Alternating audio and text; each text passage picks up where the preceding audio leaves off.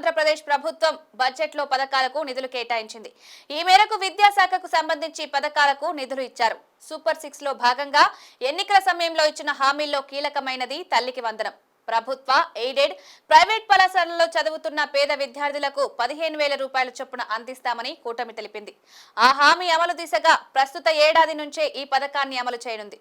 దీనికోసం 2024-25 బడ్జెట్లో 6,488 కోట్ల రూపాయలు కేటాయించారు.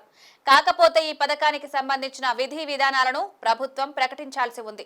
1వ తరగతి నుంచి ఇంటర్మీడియట్ వరకు చదువుతున్న విద్యార్థులకు ఏడాదికి 15,000 రూపాయల చొప్పున తల్లికి వందనం పేరుతో అందించనుంది. ఈ సాయాన్ని విద్యార్థుల తల్లుల బ్యాంక్ అకౌంట్లలో జమ చేస్తారు. గత ప్రభుత్వంలో అమ్మఒడి పేరుతో ఈ పథకాన్ని అమలు చేసింది. కుటుంబంలో ఒక్కరికి మాత్రమే సాయం అందించారు. కానీ కూటమి ప్రభుత్వం మాత్రం ఇంట్లో ఎంతమంది పిల్లలుంటే అంతమందికి తల్లికి వందనం పథకాన్ని అమలు చేస్తామని తెలిపింది.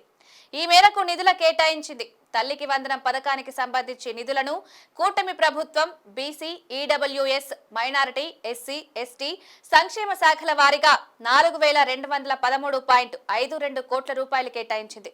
గత ప్రభుత్వం పాఠశాల విద్యకు చేసిన ఖర్చు కంటే 1,526 కోట్ల రూపాయలు ఎక్కువ ఖర్చు చేయనున్నట్లు తెలిపింది. అంతేకాదు రాష్ట్రంలో ఉన్నత విద్యకు సంబంధించి 2023-24 ఆర్థిక సంవత్సరం సవరించిన అంచనాల కంటే 93 కోట్ల రూపాయలు అధికంగా నిధులు ఇవ్వనున్నారు. యువతకు నైపుణ్య శిక్ష, సాంకేతిక విద్యకు సంబంధించి 1,215.67 కోట్ల రూపాయలు కేటాయించింది. ఈ బడ్జెట్లో ఆర్జేయుకేటీకి 94.73 కోట్ల రూపాయలు కేటాయించింది. అన్ని వర్సిటీలు, సిపి బ్రౌన్ గ్రంథాలయానికి కలిపి 2024-25కు సంబంధించి ప్రస్తుత ప్రభుత్వం 1,235.17 కోట్ల రూపాయల మేర వ్యయం చేయనుంది. మరోవైపు రాష్ట్ర ప్రభుత్వం బడ్జెట్లో మైనారిటీల సంక్షేమానికి కేటాయింపులు చేసింది. 2024-25 ఏడాదికి 4,376 కోట్ల రూపాయలు కేటాయించగా మైనారిటీ యువత జీవనోపాధి కల్పనకు, స్వయం ఉపాధి రుణాలు మంజూరు చేసేందుకు మైనారిటీ ఆర్థిక సహకార సంస్థకు 173 కోట్ల రూపాయలు ప్రతిపాదించింది.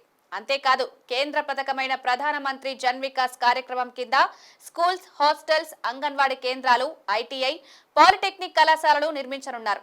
ఈ పథకం అమలుకు 208 కోట్ల రూపాయలు ప్రతిపాదించారు. ఇమాం, మౌజంల గౌరవ వేతనాలకు 90 కోట్ల రూపాయలు, పాస్టర్ల గౌరవ వేతనాలకు 29.49 కోట్ల రూపాయలు, క్రైస్తవ ఆర్థిక సహకార సంస్థకు 2.42 కోట్లు, మైనారిటీ ఆర్థిక సంస్థకు 173 కోట్లు, ఉర్దూ అకాడమీకి 3.66 కోట్లు కేటాయించారు.